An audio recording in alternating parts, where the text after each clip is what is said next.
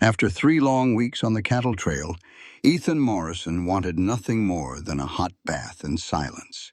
But when he rode up to his empty ranch house that evening in 1885, smoke was curling from his chimney.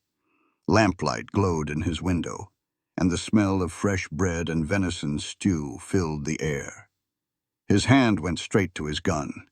He crept up those porch steps like a shadow, ready for a fight. But when he pushed that door open, he found something that stopped him cold. A woman standing at his stove, stirring his pot, with 2 plates already set on his table. And she looked up at him calm as still water and said, "Mr. Morrison, I hope you don't mind that I made myself at home." Who was this woman? Why had she broken into a stranger's house just to cook him dinner? And how would this one unexpected meal change everything he thought he knew about love, loneliness, and second chances? This story reminds us that love doesn't always knock politely at the door. Sometimes it simply lets itself in and sets 2 plates on the table. If you believe in second chances and unexpected beginnings, drop a comment telling me, would you have the courage to cook dinner for a stranger? Hit that like button if this story touches your heart, and subscribe so you never miss another story about love finding its way home. The sun bled out across the Montana sky, painting the clouds in shades of fire and gold, as Ethan Morrison, bone-tired, pointed his horse toward home. He was covered in the grit and dust of a 3-week cattle drive to the railroad in Billings. All he craved was a hot bath, a strong whiskey, and the familiar quiet of his empty ranch house. It was 1885. And at 32 years old, Ethan was long used to coming home to a cold hearth and silence. But tonight was different. A ribbon of smoke curled from his chimney, and a warm lamplight glowed in the window. His hand went straight to the Colt revolver resting on his hip. As he drew closer, a smell hit him, fresh-baked bread and a rich stew that made his stomach ache for something other than trail jerky. He tied his horse, moving like a shadow up the porch steps, his boots making almost no noise on the worn planks. Peering through the window, he saw a figure moving in his kitchen, stirring a pot on his stove. In one smooth motion, Ethan drew his pistol, nudged the door open with his boot, and stepped inside, braced for a fight. But what he found was Willa Hayes. She stood at his stove, her auburn hair loosely pinned, with soft curls framing her face in the lantern light. She turned when the door creaked, a wooden spoon in her hand. Her green eyes widened, but not with fear, when she saw his gun. "Mr. Morrison," she said, her voice steady as a rock, "I do hope you don't mind that I made myself at home. I figured you might be hungry after your trip." Ethan just blinked, trying to make sense of it all. His own table was set for 2 people with a loaf of bread and that pot of venison stew simmering on the stove. He holstered his weapon, feeling the fool, as his mind tried to catch up. "Miss Hayes," he said, finally remembering to take off his hat. "I was not expecting this." Willa offered a small, hesitant smile and motioned toward the table.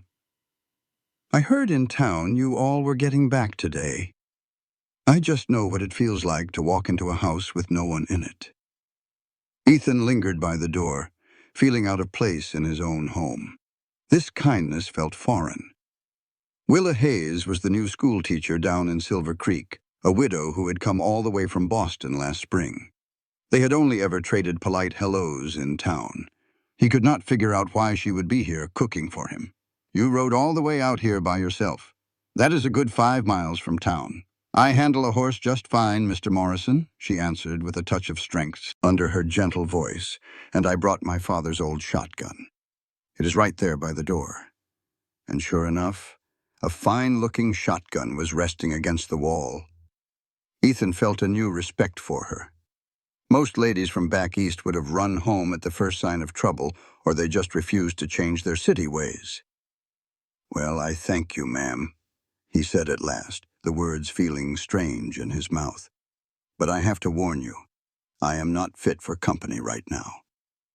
He motioned to his dusty, trail-worn clothes. "There is hot water waiting in the wash basin in your room," she told him, as if it were the most normal thing in the world. "Supper can wait another 15 minutes if you want to clean up."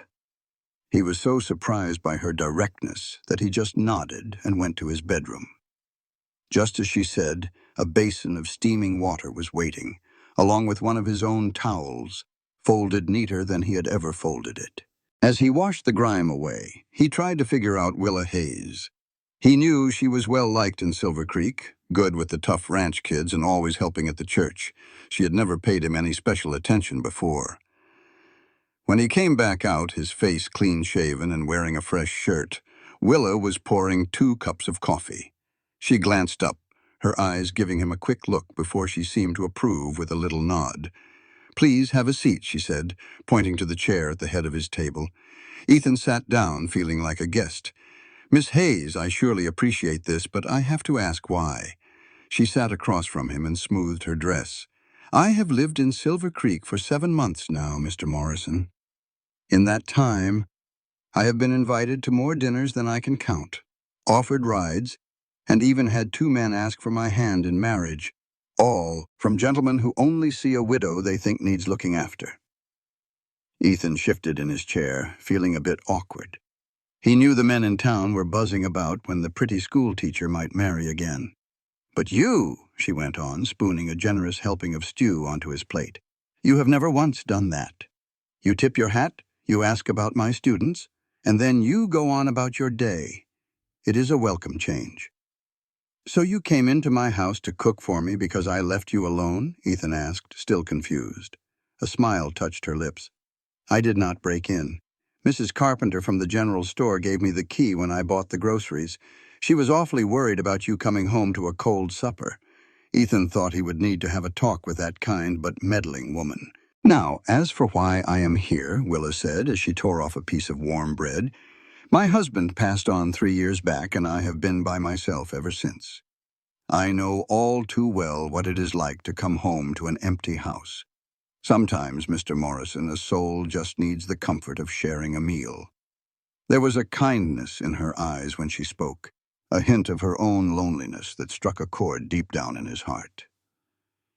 Ethan had been on his own for 11 long years, ever since he came back from the war.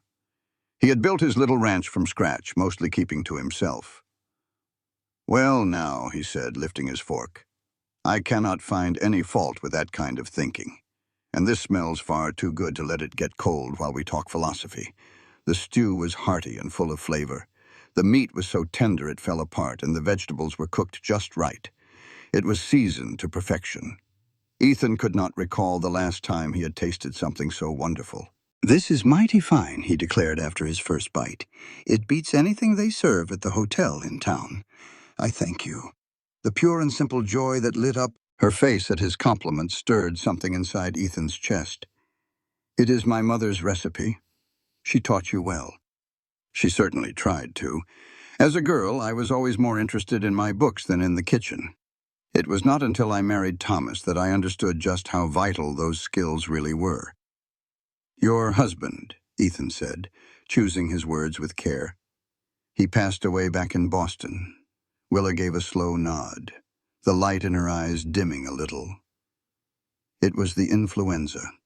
A wave of it swept through our part of the city in 1882. Thomas caught it while he was tending to sick folks. He was a doctor. I am sorry for your loss, as am I for yours." When Ethan's head shot up, she explained, "Mrs. Carpenter mentioned you had family down in Virginia and that you served in the war." A muscle in Ethan's jaw tightened. It sounds like Mrs. Carpenter had plenty to say. In a small town, Mr. Morrison, people are bound to talk, especially about a man who keeps to himself. "And what other tales are they telling about me?" he asked, his curiosity piqued. Himself or whatever gossip she had heard. Willa looked at him for a long moment. "They say you are an honest man in your dealings, you treat your ranch hands fair, and that you once rode for 3 days in a blizzard to get medicine for the Parker family when their kids were sick." Ethan stared down at his plate, embarrassed that she knew these things about him. Anyone would have done that, but they did not. "You did." She took a drink of her coffee. "They also say you never smile." His gaze met hers. "There has not been much to smile about." "Maybe not," she said gently. But there's not much point in frowning all the time, either. To his own surprise, Ethan felt the corner of his mouth twitch into a small smile. "Is that what you tell your students?" "It is one of my many lessons," she said, her own smile growing. "Just yesterday, I had to tell young Billy Jenkins that, no matter what he thinks, frogs do not belong down the back of a little girl's dress." Ethan let out a rough chuckle, a sound he barely recognized as his own. And how did young Billy take that news? With great disappointment. He said he had been doing important research. After that, the conversation came easy. They talked about everything from town gossip and books to his cattle business and her little one-room schoolhouse. She was smart and had strong opinions, but she also had a quick wit that kept him on his toes. By the time they finished the apple cobbler she had brought, Ethan knew he had talked more that night than he had in the past month. The clock on the mantel chimed 9 times, and Willa stood up. "I really should be going. It is late." The real world came rushing back. "You cannot ride back to town in the dark," Ethan said, his voice firm. "I brought a lantern. It is not safe. There are coyotes and maybe worse things out there." He ran a hand through his hair, thinking. "I will hitch up the wagon and take you." Willa thought about it for a second, then nodded. "That would be very kind of you." "Thank you." As Ethan went out to the barn, his mind was spinning. What was all this about? Was it just a kind woman feeling sorry for a lonely man? Or was it something else? He had promised himself he would keep life simple after the war, with no complications. And Willa Hayes was most definitely a complication. When he came back, she had already cleaned the dishes and was standing by the door with her shotgun and a basket. "I left the rest of the stew and bread for you," she said. "And there is a jar of my peach preserves in the pantry. You did not have to do all that. You know." She held his gaze without flinching. "I wanted to." The wagon ride back to town was quiet. But it was a comfortable kind of quiet. The spring air had a nice chill to it, and the whole sky was just lit up with a million stars. Ethan found his eyes drifting over to Willa's silhouette in the moonlight time and again. She had a shawl pulled around her shoulders, and her hair had slipped from its pins, tumbling all the way down her back. "It surely is beautiful out here," she said in a soft voice, her gaze turned up to that wide-open canvas of stars. "Back in Boston, you can hardly see a star for all the smoke and buildings." "I reckon I'd forgotten just how many there are." "It is one of the big reasons I stay," Ethan confessed. "This land can be tough, but it is honest. And on a night like this one, it feels like you can see clean into forever." "Yes," she whispered. "That is it, exactly." When they pulled up to the little house on the edge of town where the school teacher lived, Ethan hopped down and helped her from the wagon, feeling all clumsy again. "Thank you for the supper, Miss Hayes. That was mighty kind of you." She looked up at him, her face thoughtful in the glow of the lantern. "Would you be interested in joining me for supper here next Sunday after the church service?" "I mean it, and I promise I will not break into your house this time." That invitation caught him completely by surprise. "I am not much of a church-going man." She offered a small smile and said, "I did not say that was a requirement, although Pastor Williams would be mighty pleased to see you." Ethan stood there for a long moment, feeling like he was standing at a fork in the road. If he said yes, he would be opening a door he had kept bolted shut for years. If he said no, he could go right back to his quiet, lonesome life. The safe path was plain as day. "I would be honored," he heard his own voice say. A little flicker of relief crossed her eyes. "Good. Around 6 o'clock, then." Willa nodded. "Good night, Mr. Morrison, and thank you for seeing me home." "Ethan," he said before he could think twice. "If we are going to be friends, you might as well call me by my given name." Her smile got a little wider. "Good night, Ethan. And I am Willa, by the way, not Miss Hayes." "Good night, Willa." As he drove the wagon back to his ranch underneath that blanket of stars, Ethan felt a stirring he had not known in a long, long time. He was actually looking forward to something. All of a sudden, the week ahead seemed to stretch out forever. Each day was just another thing to get through until Sunday evening. The feeling was unfamiliar, even a little dangerous. But for the first time in more years than he could count, Ethan Morrison was smiling on his lonely ride home. The next Sunday, Ethan found himself standing on Willa's front porch at exactly 6 o'clock.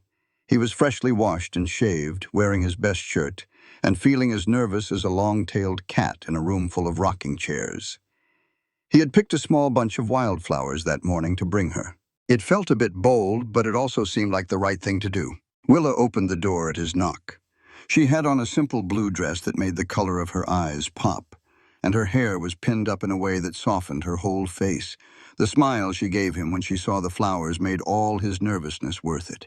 "How lovely," she said as she took them. "Please, come on in while I find a vase for these." Willa's little house was simple but felt warm and lived in, full of books and little personal things that told you who she was. There was a patchwork quilt laid over the back of a chair, and some pressed wildflowers in a frame on the wall. A desk over in the corner was covered with school papers and her lesson plans. You could tell right away this was the home of a woman who valued both beauty and learning. "Have a seat," she called out from the kitchen. "Supper is just about ready." Ethan took a seat in a sturdy wooden chair, watching as she put the flowers in a mason jar and set them right in the middle of the table. The simple, homey sight of it all hit him harder than he expected. It had been such a long time since he had been inside a real home, instead of just the house where he ate his meals and laid his head down at night. For supper, she had made roast chicken with potatoes and some early vegetables she had grown in her little garden. The talk between them came just as easy as it had the week before, maybe even easier this time. Willa told him about her week of teaching, the town council meeting where they argued about money for a new schoolhouse roof, and a book of poems she was reading. Before he knew it, Ethan found himself talking more than he ever planned to.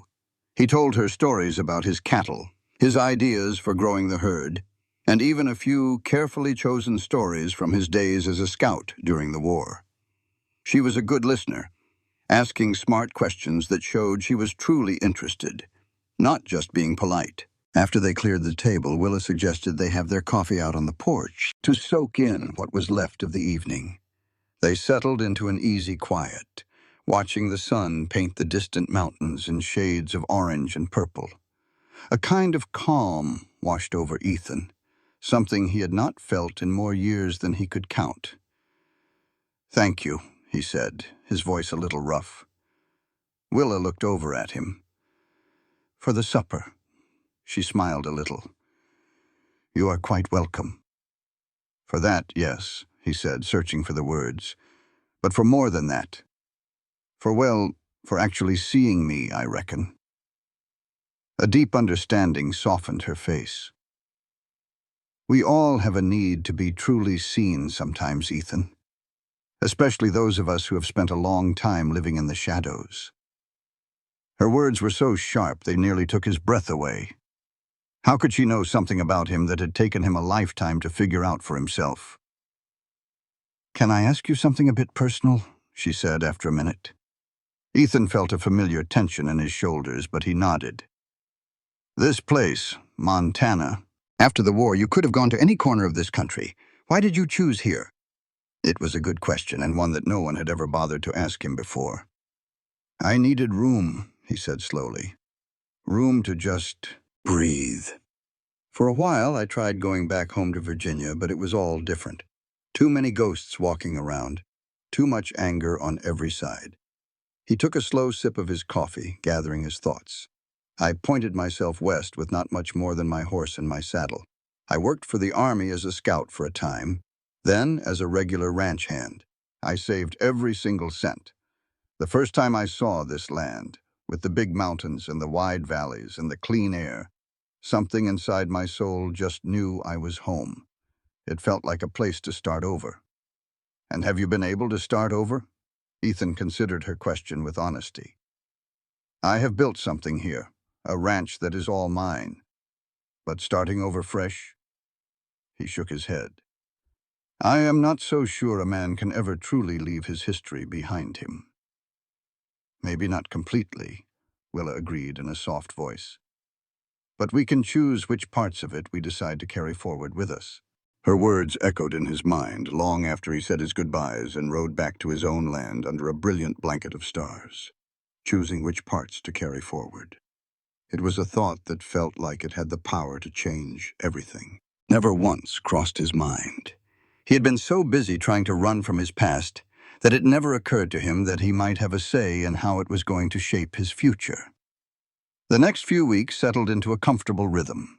Every Sunday, Ethan would ride into town and have supper with Willa. Sometimes they would take a walk after, just wandering the quiet streets of Silver Creek as the sun went down. Now and then they would run into other folks from town who always greeted Willa with a warm smile and then gave Ethan long, curious looks. He knew their regular meetings were likely causing a bit of talk, but to his own surprise, he found he did not much care what they thought. Then, about halfway through May, Ethan showed up for their Sunday supper and found Willa with a worried look on her face. "What is wrong?" he asked right away. She just shook her head. "One of my students, a girl named Emma Collins. She is 12 years old. She did not show up for school on Friday. I went by to check on her and found her. Family's farm was empty. Looked like they just packed up and left in the middle of the night." "Did something happen?" Willa's face grew grim. "Mr. Collins had borrowed a lot of money from the bank to buy more land.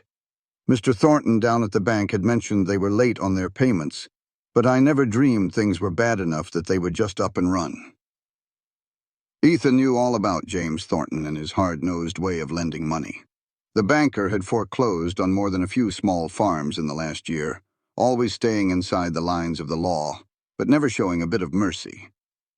"That poor girl was so smart," Willa went on, her upset plain to see. "She had a real talent for numbers. Now, who can say if she will even get to go to school wherever they have ended up?" Ethan reached his hand across the table, a thing he had never done before, and laid it gently over hers. "You gave her something important while she was here. You gave her knowledge, and that is something nobody can ever take away." Willa turned her hand over and squeezed his for a second. Her fingers felt warm and delicate in his rough, calloused palm. "Thank you for understanding. Most folks would just tell me that is the way things are. Just because something happens all the time does not mean it is right," Ethan said, his mind drifting to other injustices he had seen in his life, both in the war and after.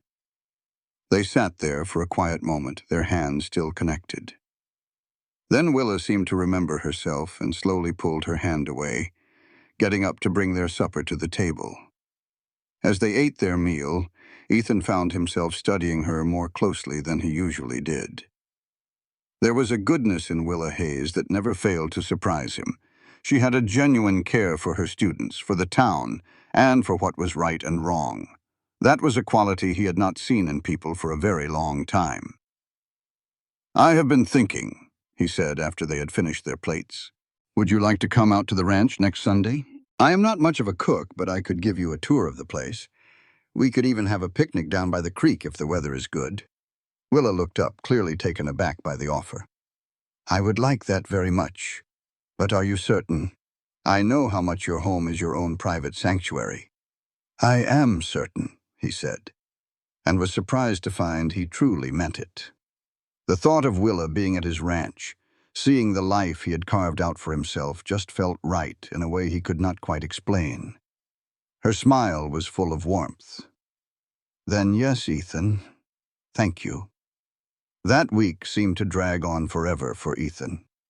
He did all his usual ranch chores, but now he was also busy inside his own house. He swept floors that had not felt a broom in months. He washed the windows until they sparkled, and he even rode into town in the middle of the week to buy a new tablecloth and some coffee cups that did not have any chips. The knowing smile that Mrs. Carpenter gave him as she wrapped up his things made him want to scowl, but even that could not spoil his mood, a strange kind of hopefulness. That Sunday broke clear and hot. Ethan had been up before the sun, getting the picnic fixings ready and even gathering a small bunch of wildflowers for the table. When he rode his wagon into town to fetch Willa, he just about lost his breath. She looked mighty pretty in a simple yellow dress, with her hair all loose about her shoulders and a single ribbon holding it back from her face. "Well, don't you look like a ray of pure sunshine?" he blurted out, feeling like a fool the second the words left his mouth. But Willa just smiled, a genuine smile that eased his mind right away. "That is a very kind thing to say. Thank you." The ride out to his ranch was easy. Willa asked all sorts of questions about the land they were passing, and Ethan pointed out different landmarks, sharing old stories from his first days in the territory. He found himself talking more than he usually did, wanting her to see just what this place truly meant to him. When they finally topped the last hill and his whole spread lay there in the valley below, Ethan felt a swell of pride mixed with a little bit of worry. It was not a grand place compared to the bigger cattle operations around. Just a solid house, a good barn, a corral, and about 50 head of fine cattle chewing on that lush spring grass. But he had built it all with his own 2 hands, and a whole lot of sweat. "Oh, it is beautiful," Willa said, her voice soft as she took it all in. "So peaceful." A wave of relief washed right over him. "It is not grand, but it is perfect," she said, cutting him off before he could downplay it. "You can see the hard work you have poured into every single board of it." They spent the morning walking the property. Ethan showed her the barn with its brand-new roof, the creek that was fed by a spring and never once ran dry, not even in the worst droughts, and the little vegetable patch he had started but could hardly keep up with. Willa asked smart questions about his cattle business and listened close as he told her about his breeding program and his plans to grow. "You have accomplished so much all by yourself," she told him as they got their picnic ready down by the creek. "It is truly impressive." Ethan just shrugged, feeling a little awkward with the praise. "I have had some luck, I suppose. The land here is good." "The land might be good, but it takes a man with vision and grit to build something like this from nothing." She spread their blanket out under a big old cottonwood tree. "Do not sell yourself short, Ethan." Her direct way of speaking caught him by surprise. Most of the few women he knew would have offered some delicate compliment, or maybe none at all. Their picnic was simple enough. Some cold fried chicken, bread, cheese, and a few apple tarts Willa had baked herself that very morning, but the place made it feel like a feast. The creek bubbled along beside them. Birds were singing up in the trees, and puffy white clouds just drifted across that big blue Texas sky. After they finished eating, they sat there in a comfortable quiet, just watching the sunlight dance on the water. "I can understand why you love it out here," Willa said after a while. "This place just feels right." "Yes," Ethan agreed. "That is exactly the word for it."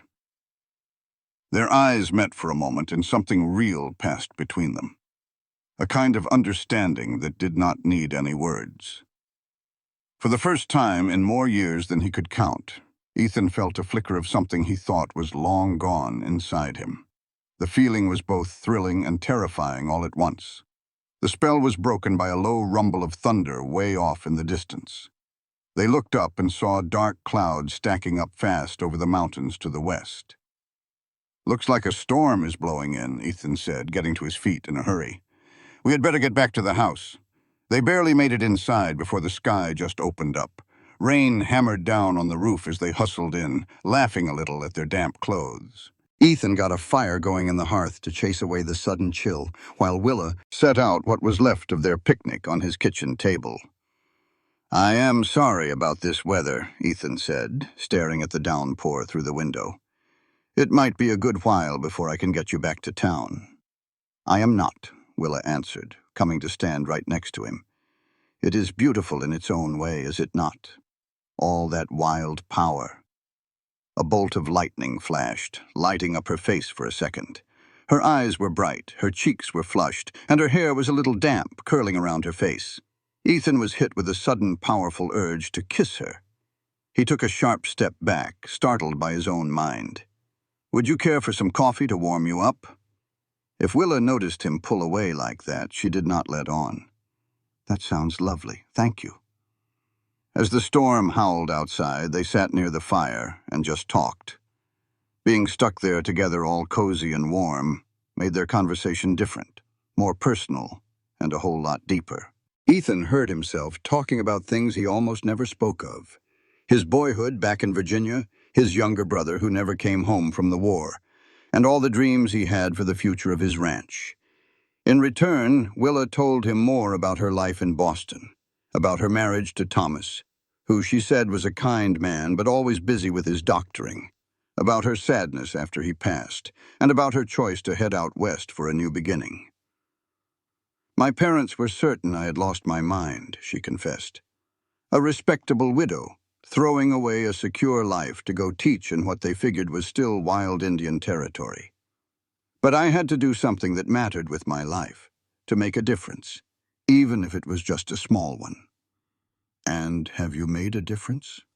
Her smile was a thoughtful one. I surely hope so. For some of those children, anyway, learning to read and write is the key that unlocks so many doors that would have stayed shut otherwise. You're changing their lives, Ethan said, and he believed it. I see the way those children look up to you in town, how they stand up a little straighter when you walk by, just hoping for a nod from you. Willa looked pleased. You notice things like that.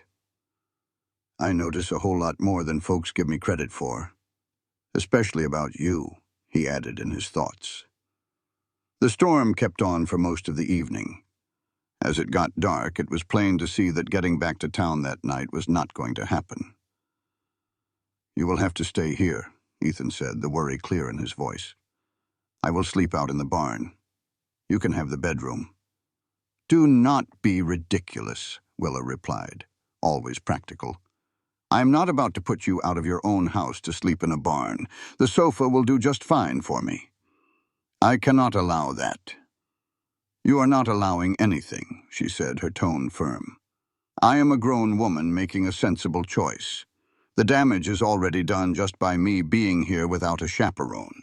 Whether you sleep 20 feet away or 200 feet away will not make a bit of difference to the town gossips.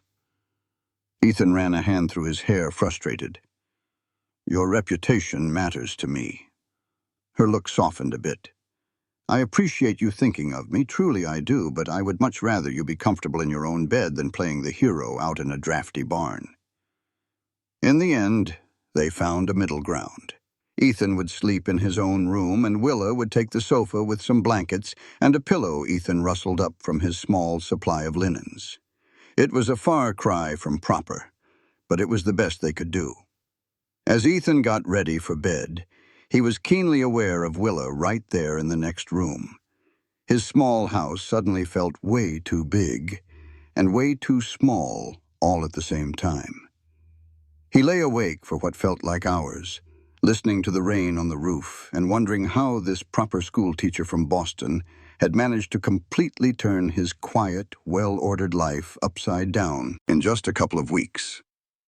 The next morning was clear and fresh, the world washed clean by the storm. Ethan got up early and found Willa already awake, her hair pinned up neatly, folding the blankets she had used.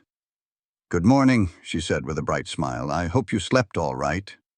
Well enough, he lied, not about to admit how restless he had been all night. And you? Your sofa is surprisingly comfortable. She pointed toward the stove. I took the liberty of starting some coffee. They had a simple breakfast with the leftover bread and cheese from their picnic. Neither of them brought up the strange situation that had led to them sharing a morning meal. The homey little scene felt both good and unsettling to Ethan. It had been such a long time since he had shared his home with anyone, especially a woman. After they ate, he hitched up the wagon to take Willa back into town. Everything looked brand new after the storm, the colors brighter, the air feeling clean and sharp. They rode mostly in silence, each of them lost in their own thoughts. As they got closer to Silver Creek, Ethan started to worry more and more about what this could mean for Willa. A respectable widow spending a whole night alone with a bachelor, storm or no storm, was the kind of talk that could last for weeks. Maybe I ought to let you off at the edge of town, he suggested, to keep folks from talking. Willa gave him a long, steady look. "Are you ashamed to be seen with me, Ethan Morrison?" "What? No, of course not. I am thinking about your standing here. The school board is made up of sensible men. They know storms happen and that a wagon cannot just fly." She squared her shoulders. "I have done nothing wrong, and neither have you.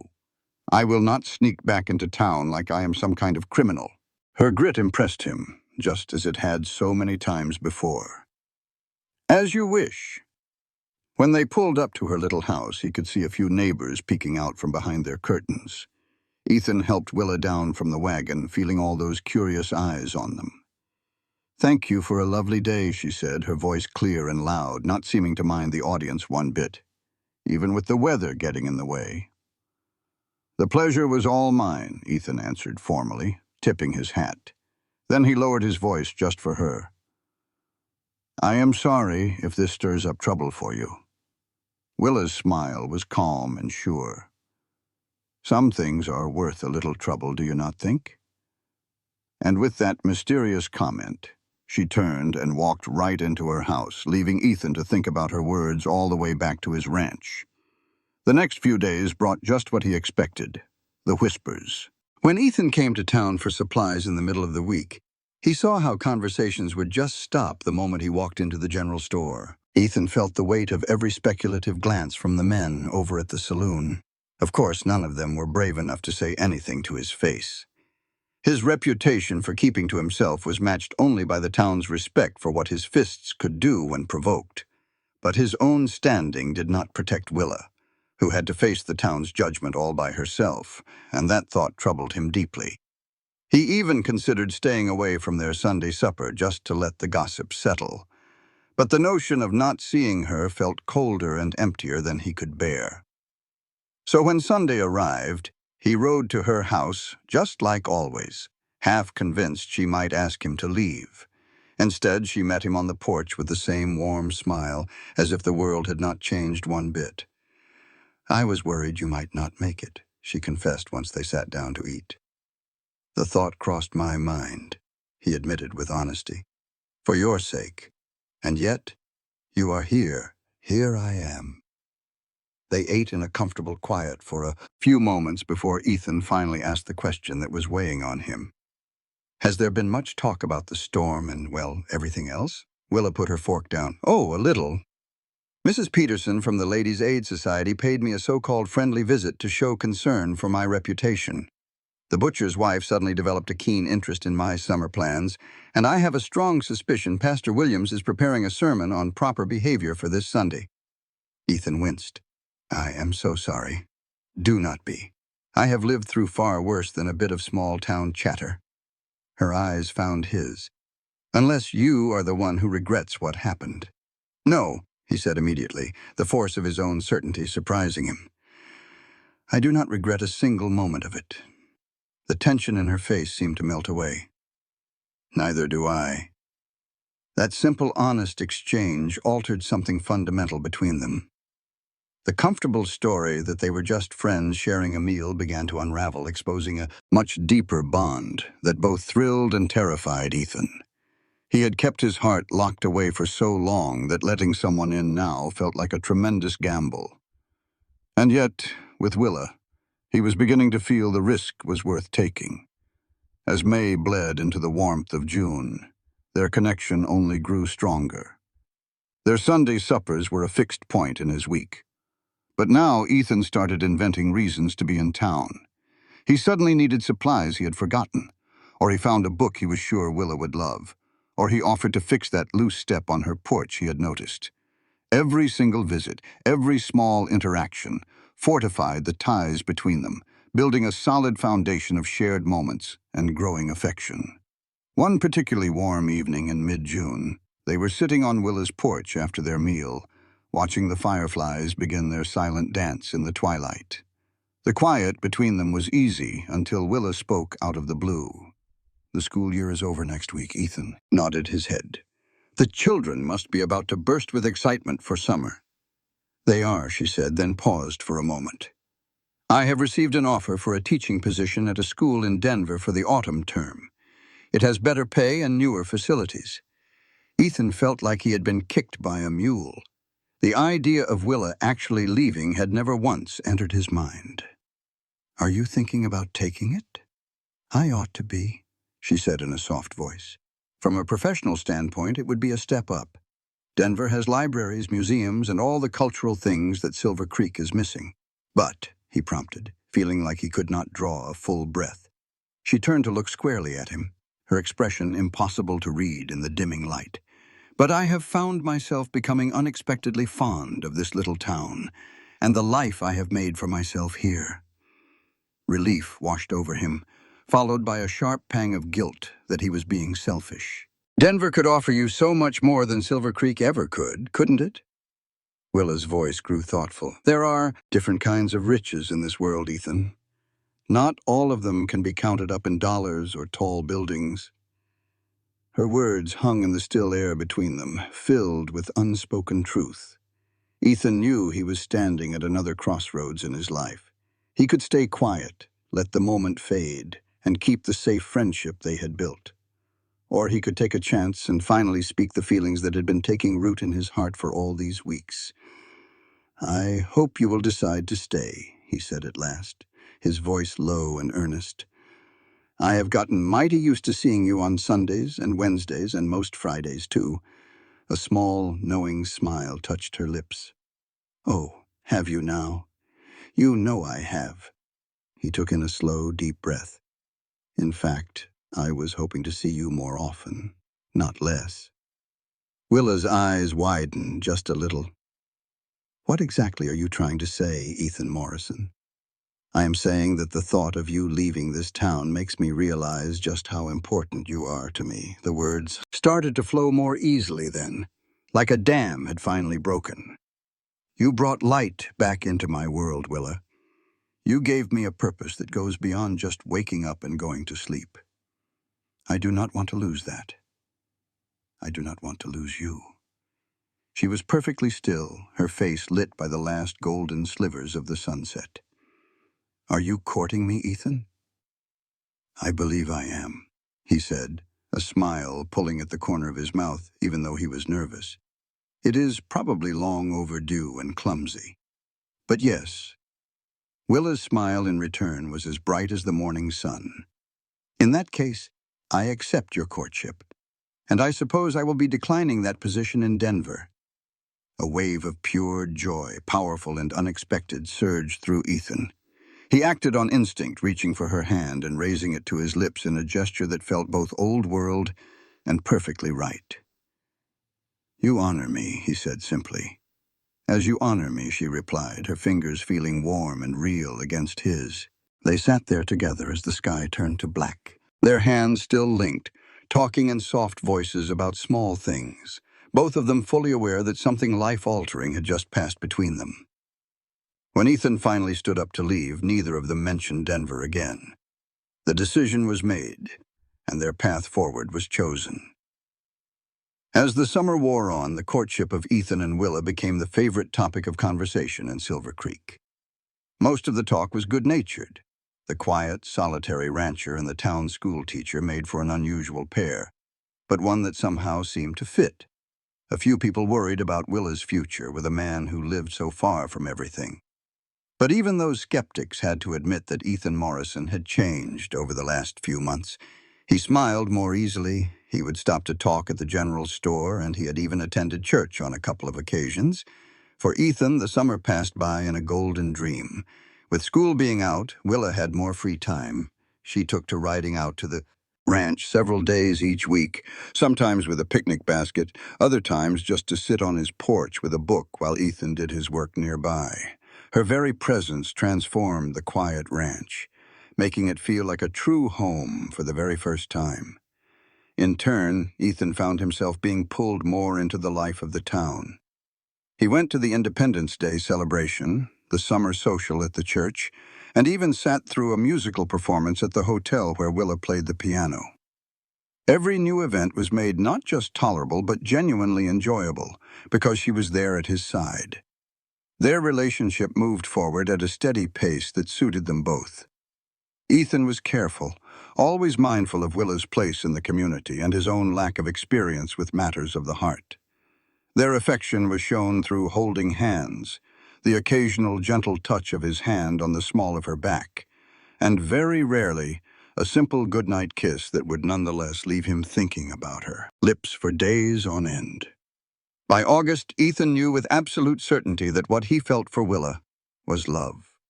It was a deep, abiding love that had fundamentally changed him from the inside out. The realization did not strike him like a bolt of lightning. Instead, it came in a quiet moment while they were working together in his vegetable garden, with Willa showing him how to properly thin the carrots she had helped him plant earlier that summer. Watching her hands in the soil, her face focused with concentration, he was overcome by how completely she had woven herself into the very fabric of his life. He could no longer imagine a future that did not include her. The thought was both terrifying and exhilarating all at once. Ethan had been alone for so long that the idea of permanently sharing his life with another person seemed nearly impossible. And yet with Willa, it felt like the most natural thing in the world, like it was always meant to be. One warm evening as August was drawing to a close, Ethan invited Willa to the ranch for a special supper. He had spent days getting ready, cleaning the house from floor to ceiling, planning the meal, and practicing what he was going to say. When she arrived, he was more nervous than he had been before his very first battle in the war. "Something smells wonderful," Willa said as she stepped inside, her eyes glancing around with curiosity at the unusually clean house and the table set with the good dishes Mrs. Carpenter had helped him pick out in town. "Beef stew," Ethan replied as he took her shawl. "It is about the only thing I can cook well. And I got some fresh bread from Mrs. Peterson's bakery." "What is the occasion?"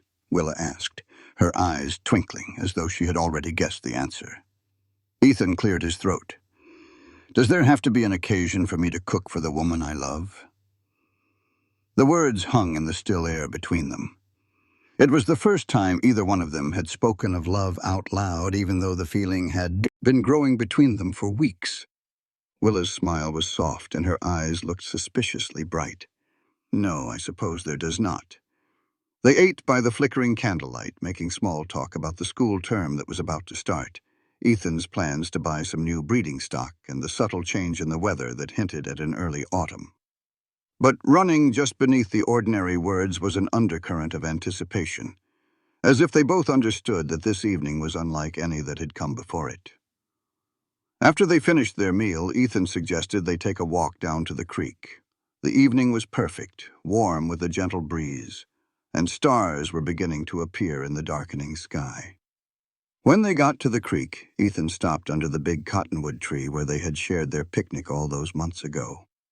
"Do you remember the first time we came here?" he asked. Willa nodded. "The day of the storm. How could I ever forget?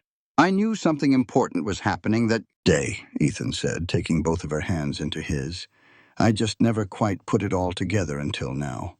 She looked up at him, her face full of simple trust. "And now? Well, now I know for sure." He took a long, slow breath. "I love you, Willa. More than I ever thought a man could.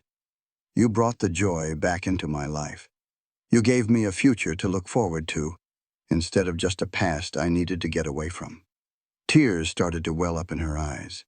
"I love you too, Ethan, more than anything. Then, would you do me the honor of becoming my wife?" He reached into his coat pocket and pulled out a small, simple box.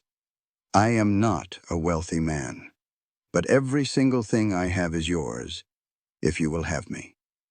Willa's hand trembled when she took the box. She opened it to find a plain gold band with a single small sapphire. "It is just beautiful." "It was my mother's," Ethan told her quietly. "The only piece of her I have left. I had them size it for you over in Billings last week." "Yes," Willa said, her voice thick with emotion. "Yes, I will marry you, Ethan Morrison."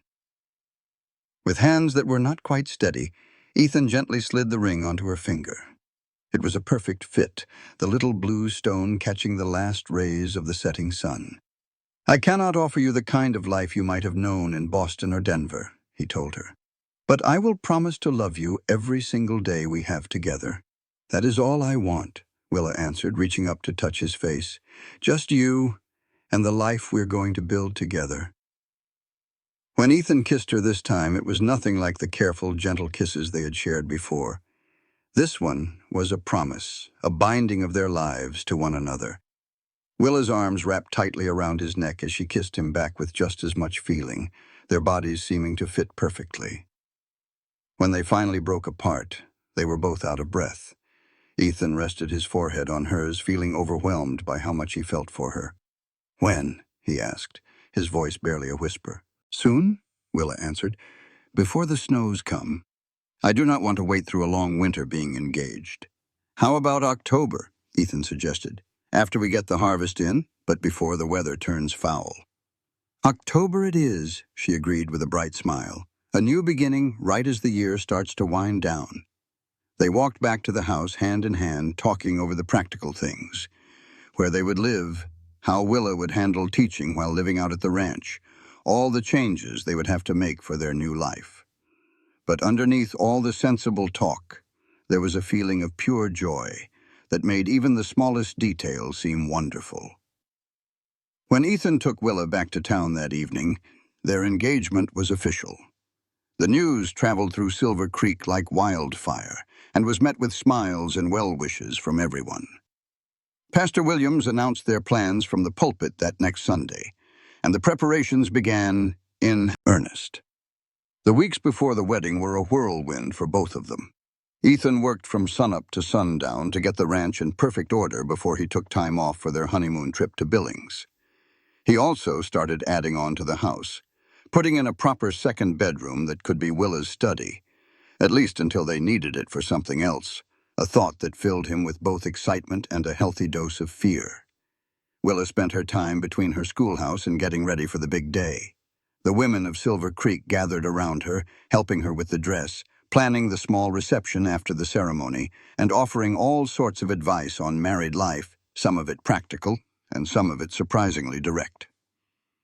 Through it all, she kept her calm demeanor, though her eyes always lit up the moment she saw Ethan riding into town. As September turned into October, the land transformed all around them. The leaves on the trees turned to gold and deep red. The mornings were crisp and cold, and the first dusting of snow appeared on the faraway mountain tops. Ethan found himself counting down the days until he could finally call Willa his wife, until she would come home to the ranch to stay. The day before the wedding, Ethan rode into town a little earlier than he normally would. There were some last-minute things to take care of, and it was tradition that he not see Willa until the ceremony itself. He was spending the night at the hotel, a luxury that seemed right for the occasion. As he tied his horse outside the general store, he saw a stranger getting down from a very expensive-looking bay horse across the street.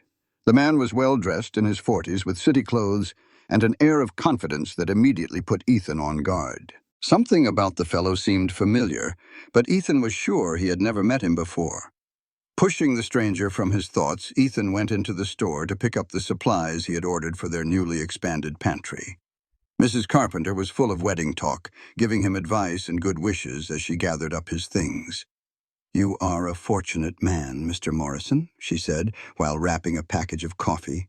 "Miss Hayes, soon to be Mrs. Morrison, is a true treasure." "I am well aware of that," Ethan replied, unable to keep from smiling. "More fortunate than I deserve." "Nonsense," the shopkeeper stated firmly. "You have built a good life out here. Any woman would be proud to share it with a man like you." The bell above the door jingled, and Mrs. Carpenter looked past Ethan. Her warm smile faded just a little. "Good afternoon, sir. Are you new to Silver Creek?" "Just arrived," a polished voice replied. "I am looking for someone. Perhaps you can assist me. A Miss Willa Hayes. I am told she is the school teacher here." Ethan turned around slowly.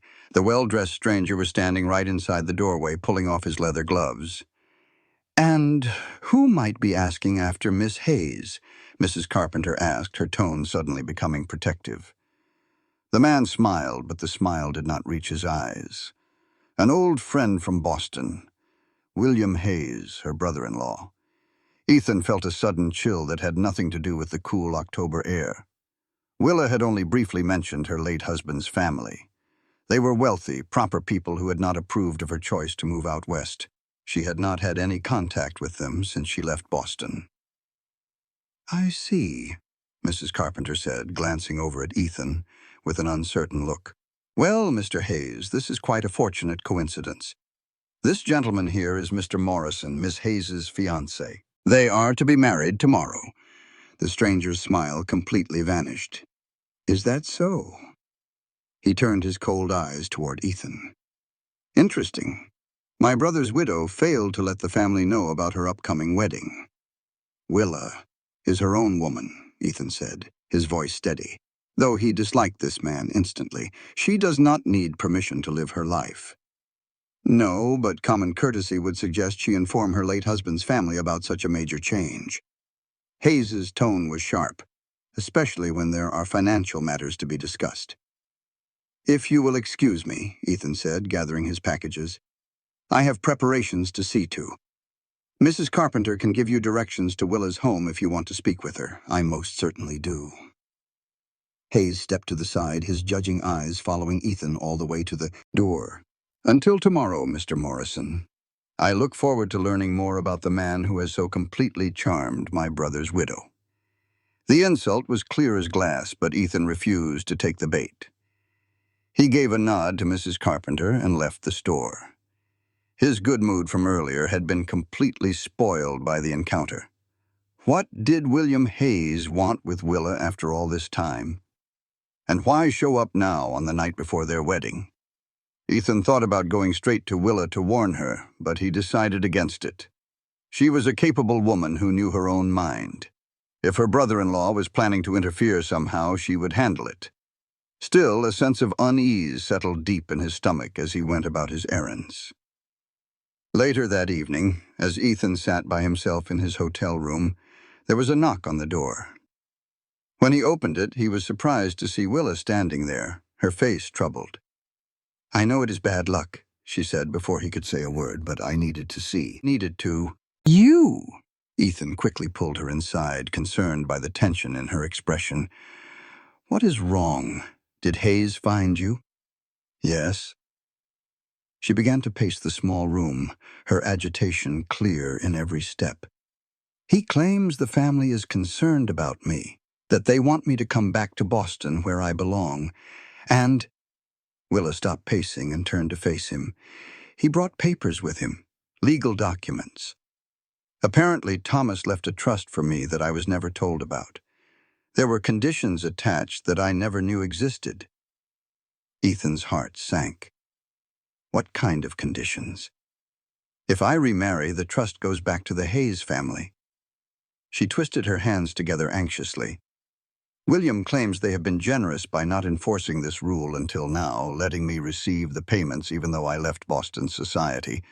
But my getting remarried would activate the clause. How much money are we talking about?" Ethan asked quietly. Willa's laugh sounded hollow, enough that my teaching salary would seem like pocket change next to it.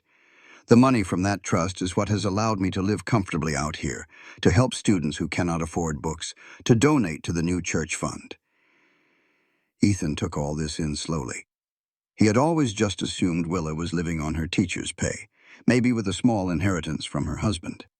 The knowledge that she had this kind of money did not change a single thing about his feelings for her, but it certainly made the situation more difficult. "What does Hayes want you to do?" he asked, even though he could already guess the answer.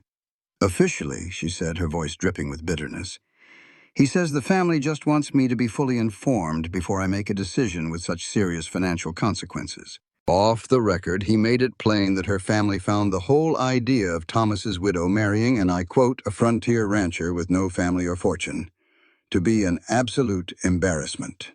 A fire lit in Ethan's gut, but he kept his voice steady as a rock.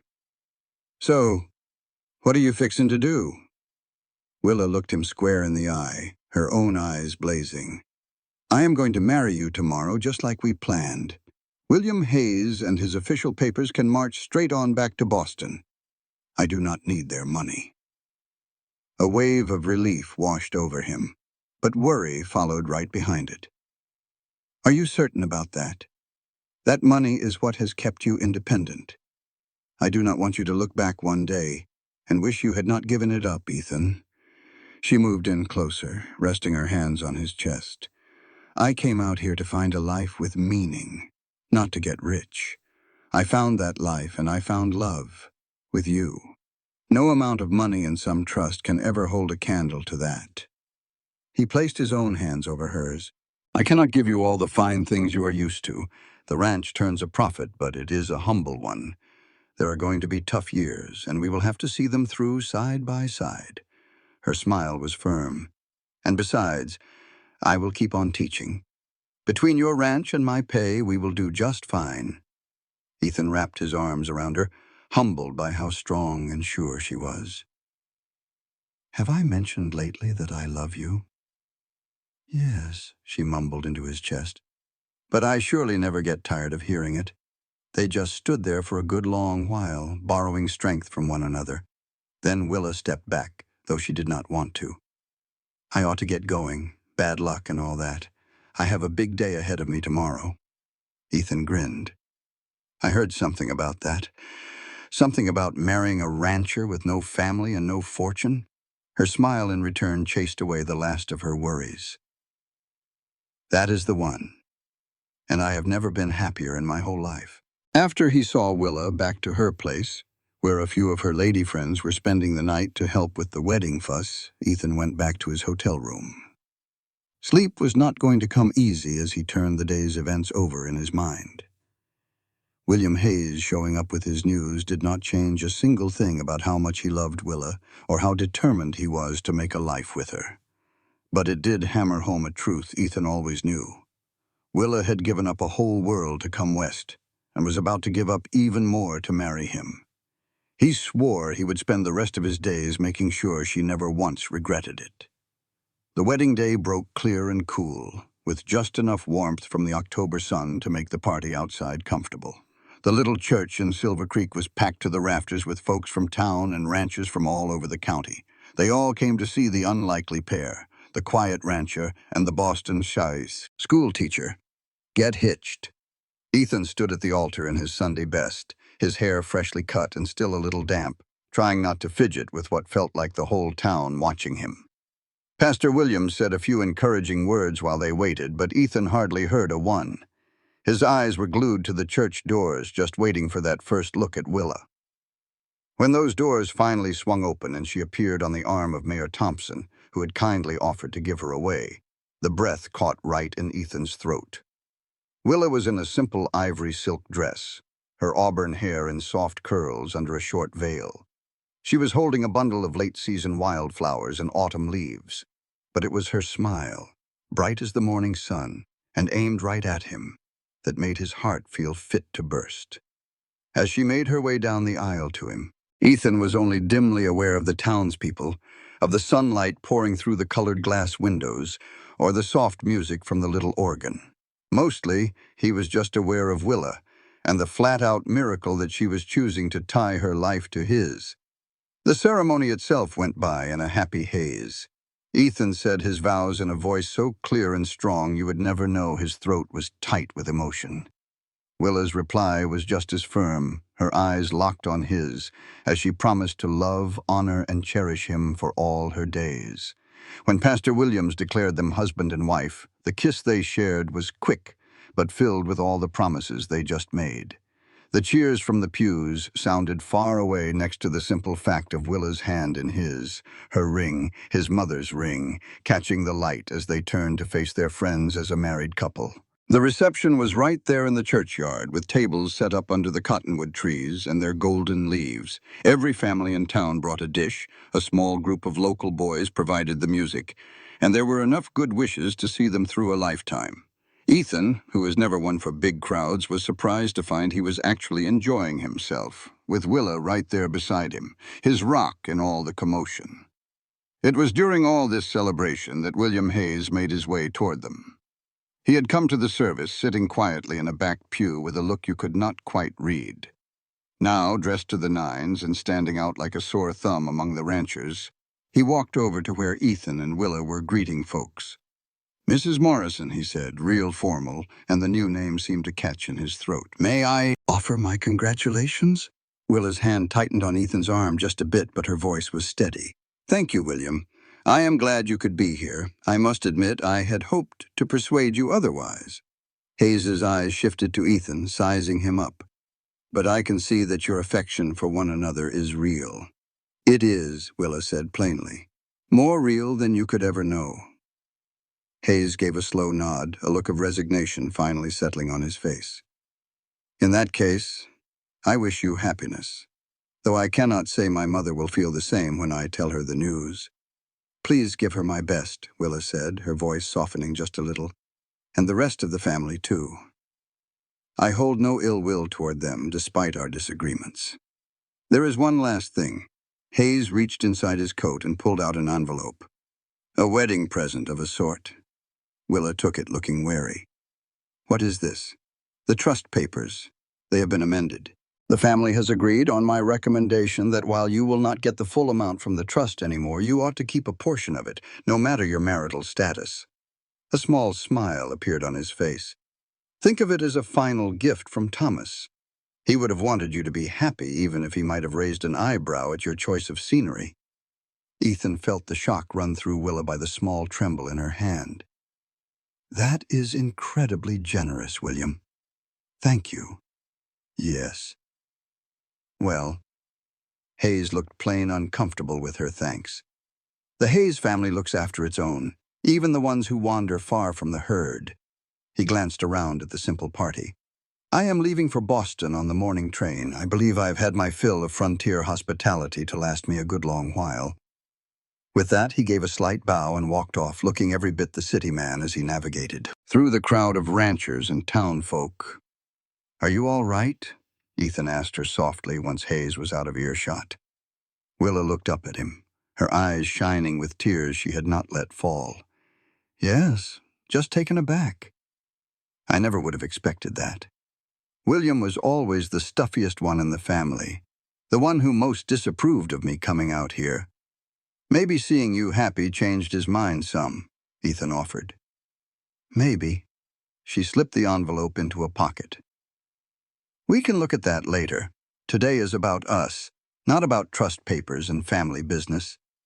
The rest of the party was a happy blur of handshakes, dancing, and laughter. As the sun started to dip low, painting long shadows across the churchyard, Ethan and Willa said their farewells and climbed into the wagon someone had decorated for them. It was set to take them to the hotel in Billings for their 3-day honeymoon. They pulled away to the sound of cheers and good wishes, with rice raining down on them as Ethan snapped the reins and got the horses moving. As the lights of Silver Creek faded behind them, Willa rested her head on Ethan's shoulder and let out a long, happy sigh. "Happy, Mrs. Morrison?" he asked, the words still sounding new and wonderful to him. "Absolutely," she answered, tilting her face up toward his. "And you, Mr. Morrison?" "More than I ever figured was possible." He leaned down and kissed her forehead, keeping one hand steady on the reins. "Though I have to say, I am looking forward to having you all to myself." A pretty blush rose on her cheeks. "Me too. A hotel room has certain advantages over a churchyard filled with your closest friends." Ethan's laugh was low and just for her. "Yes, ma'am, they certainly do." Their first night as husband and wife in Billings was everything they had dreamed of. Tender, full of passion, a little clumsy now and then, but in the end, it was real, and that made it perfect. They learned about each other bit by bit, discovering what brought a smile or a sigh, or what made the rest of the world just melt away, leaving only the two of them and the love they shared. Later, tangled up in the big feather bed, Ethan traced little circles on Willa's bare shoulder while she laid her head on his chest. "Any regrets?" he asked, his voice low. She pushed herself up on one elbow to look him in the eye. "Not a single one. You? Only that it took so long for us to meet." Her smile was gentle in the lamplight. "We met right when we were meant to." not a second too soon or a minute too late. The honeymoon flew by, 3 days of getting to know each other and enjoying the simple pleasure of being together with no chores or interruptions.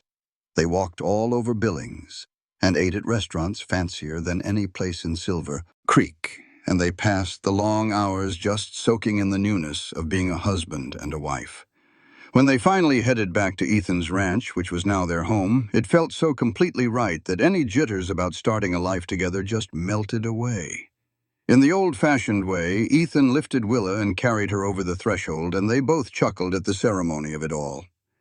But inside, a surprise was waiting for them. While they were away, some good friends from town had paid a visit.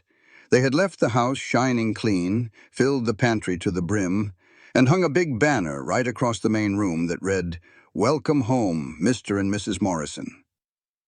"They are good people," Ethan said, his heart warmed by their kindness. "The very best," Willa added, her eyes glistening with happy tears. "Our people now?" That night, as they lay together in their bed, Willa recalled the envelope that William Hayes had handed to them. She got it from her trunk and brought it over to the bed where Ethan was sitting up against the headboard. "Should we see what William's generosity looks like?" she asked, getting comfortable right next to him. "If you want to," Ethan said, still feeling a little uneasy about the entire affair. Willa tore open the envelope and smoothed out the legal papers inside. Her eyes grew wide as she read through them. "Oh my. What is it?" "The trust has been changed." She turned to look at him. "It is a significant amount, Ethan. It is not the full sum I was getting before, but it is more than enough to make a real difference for us." Ethan leaned over her shoulder to read the document himself. The legal wording was a bit thick, but the numbers were plain as day. The payments they would receive each quarter were substantial. It was not a fortune, mind you, but it was enough to see them through the lean years, to let them make improvements on the ranch and maybe even hire on some extra hands as they grew. That is generous, he had to admit, genuinely surprised by the concession from the Hayes family. "There is a letter, too." Willa pulled out a folded piece of paper from behind the official documents. The note, written in William Hayes's neat script, was short, but told them everything. He wrote that after seeing Willa and Ethan together, watching them get married, and seeing the support from their community, he had been forced to rethink his own judgments about her life out west. He admitted that while he still felt Boston would have been a better home for his brother's widow, he could now see that she had built a good and worthwhile life in Montana. It was a life that clearly brought her a happiness Thomas would have wanted for her. The adjusted trust was his way of honoring his brother's memory and Willa's own choices. "I misjudged him," Willa said in a low voice after they finished reading. "Perhaps he's not as stubborn as I believed." "People can surprise you," Ethan agreed, thinking about how much he himself had changed over the last few months. The solitary man who had come home that spring day to find supper cooking on his stove and 2 plates set on his table would barely recognize the husband he was now. The days and weeks that followed were filled with the usual ups and downs and simple pleasures of married life. Willa kept on teaching, riding into town every morning and coming home in the afternoon. Ethan worked the ranch, so grateful for her company each evening, for her conversation and her laughter, and for the simple comfort of sharing his life with someone who truly understood him. They fell into their own routines, learning each other's little habits.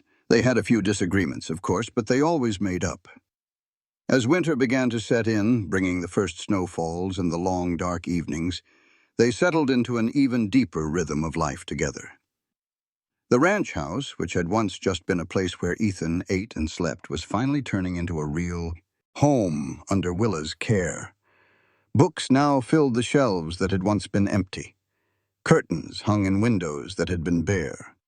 There was music and conversation where there had only been silence.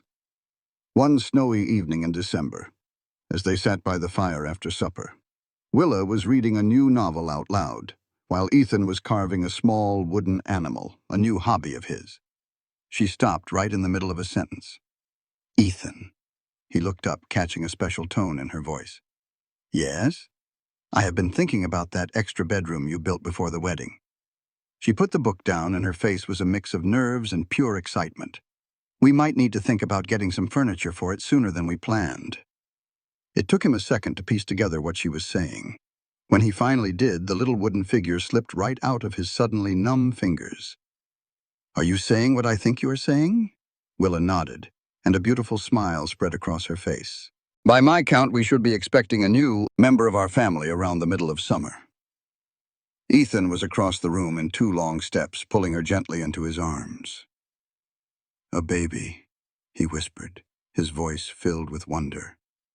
"Our baby. Are you happy?" she asked, looking up into his face. "Happy is not a big enough word for this," he answered with all his heart.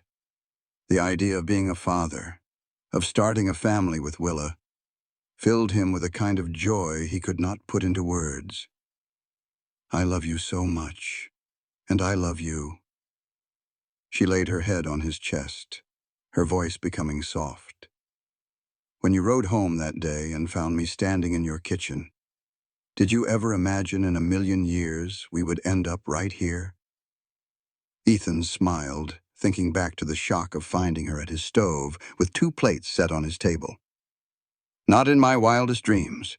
But I thank my lucky stars every single day that you were brave enough to just let yourself in." Willa gave a quiet laugh. "Me too. It was the best decision I ever made." As they held each other close by the fire with snow falling softly outside the window, Ethan thought about the path that had led them to this perfect moment. They had gone from being alone to being partners, from an empty house to a full life, from a building to a home. Whatever challenges were waiting for them down the road, and he knew there would be plenty, they would face them side by side, made strong by the love that had grown from that first unexpected supper. Outside, the Montana winter wrapped the land in a blanket of pure white. But inside, the warmth from the fire and from the future they were building together kept the cold far away. 2 people who had once been lonely had found one another, creating something that neither one could have ever built by themselves, a life filled with love and purpose and the promise of a new day. And to think, it all began because she let herself in and set 2 plates. 5 years later, Ethan Morrison stood on the porch of his bigger ranch house, watching the summer sun paint long golden stripes across the valley. The Morrison Ranch had grown a good deal, with more land, more cattle, and a name for quality that drew buyers from as far away as Chicago. But all the changes to the land were nothing compared to the changes in his own life. From behind him, through the open door, came the sounds that had become the music of his happiness.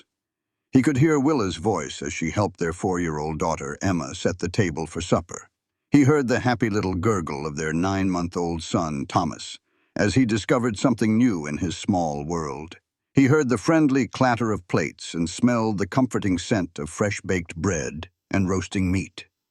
Ethan's heart felt like it would burst as he took it all in. 5 years of being married had only made his love for Willa grow deeper. She had brought him not just warmth and companionship, but also these wonderful children, this family that was more than he had ever dared to wish for in his lonesome days. "Papa," Emma called out as she appeared in the doorway. Her reddish-brown hair, so much like her mother's, was coming loose from its ribbon. "Mama says that supper is ready, and you need to wash up right now." "Is that a fact?" Ethan asked, lifting his daughter up into his arms. "And just what will happen if I do not?" Emma let out a giggle. "She says she will feed your supper to the chickens." "Well, we cannot have that happen." Ethan carried her inside to where Willa was standing at the stove. She had baby Thomas perched on her hip while she stirred a pot with her free hand. "I hear there are threats being made about my supper and some chickens." Willa looked up at him with that smile that still made his heart do a little flip. "That is only because I know your weaknesses, Mr. Morrison." "And what might those be, Mrs. Morrison?" he asked, putting Emma down and then moving to take Thomas from her arms. "Family suppers," she answered, her eyes full of love as she looked at their children. "You never could resist coming home to find a hot meal on the stove and the table set for your family." Ethan leaned over to give her a soft kiss while their son babbled happily between them. "And I never will."